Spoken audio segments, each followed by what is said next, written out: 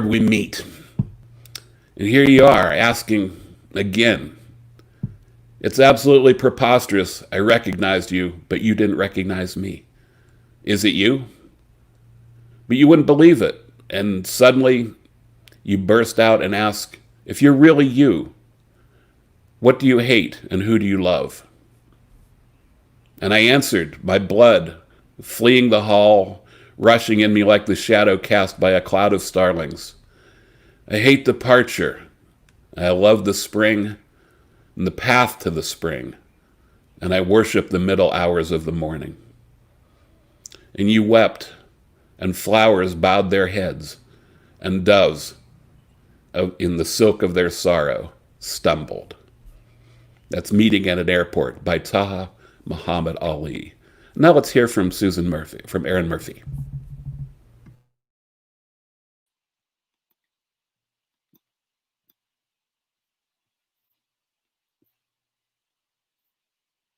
Hello, Central Pennsylvania Theater and Dance Festival participants. My name is Erin Murphy. I'm going to read you a few poems. The first poem is called City Birds Are Losing Their Songs, and it's based on a study that found that birds in cities and urban areas, their songs were becoming kind of indistinct from each other because there were so many competing sounds in these areas. And so I wrote a poem about this a few years ago. Interestingly, since the pandemic, the opposite has happened. And now a lot of those city sounds are disappearing and people are actually hearing the sounds of birds more.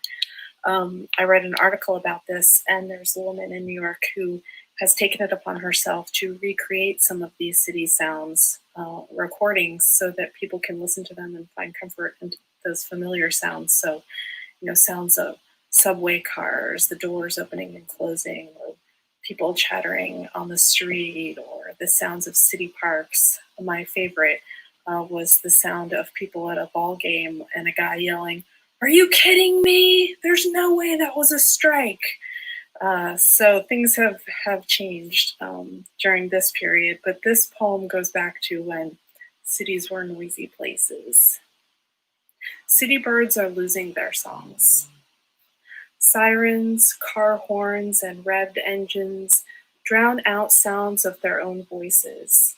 So birds choose flatter tunes, become dull cousins to their country counterparts. So says my ornithologist friend, who offers the obvious metaphor. We're all overworked, overtired, deafened to ourselves. Sleep, we say, is the new sex. But maybe it's not so different from accents, like the time my Yankee grandmother badgered the Southern sales clerk for yan until I stepped in to translate. Yarn. Or maybe it's like the cold I had last winter, when my voice, husky with congestion, conjured Lauren Bacall. My nose was running, I coughed like a cat hacking up a hairball, but my husband said I sounded sexy on the phone. It's all in the reception, I thought, like reading a poem. We never own what we think we own.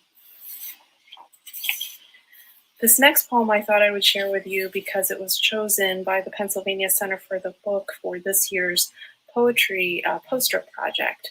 So if you're in a library or a school or another public place, you might just see it tacked up on a bulletin board this year. It's called Vow. Somewhere a child pretends to sleep, eyelids fluttering in the nightlight's flannel glow, while an office worker feigns wakefulness in his cubicle, startling at each chirping phone. Someone is catching a ball. Someone is catching her breath. Someone, somewhere, is lingering between this world and the next. Things come and go.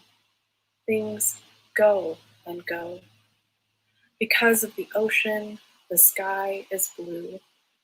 Because of death, we learn how to live. Or do we? Someone, somewhere, is saying, I do. And this last poem I wanted to share with you, I thought was an important poem to share during this particular transformational moment in our nation. It's called Sun Mother Blues. They may as well be girls when they're young. Smooth skin, loose curls, moon eyes when they're young. Want to sleep wedged up beside you when they're young. Braid your hair, paint your nails, confide when they're young. Bellies full of questions, hungry minds when they're young, till they learn to hide, bide their time, bite their tongues. Send a boy into the world and hope he makes it home. Send a dark boy into the dark world and hope he makes it home. Angry men waiting at every turn. Angry men with guns waiting at every turn. Angry men with guns and badges waiting at every turn. They beat you down till you turn. They make you say yes, make you say yes. Yes, sir, yes, sir, yes, sir. Make you say yes till you burn, till we burn. Thanks for listening.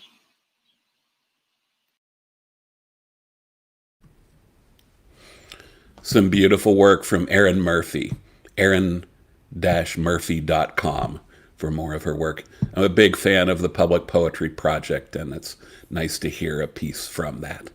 I'm going to close out Poems to Start Your Day with a piece by Paul Zimmer, often associated with Pittsburgh, although he's lived and taught in a variety of locations.